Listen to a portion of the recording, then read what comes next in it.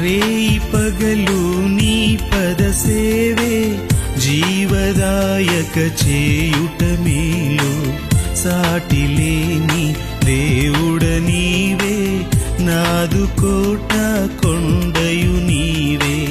సాటిలేని దేవుడ నీవే, నాదు కోట కొండయు నీవే.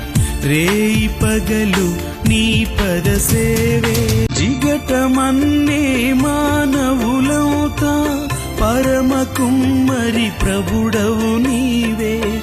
సృష్టికర్తను మరచి జనులు సృష్టినే పూజించుట తగునా.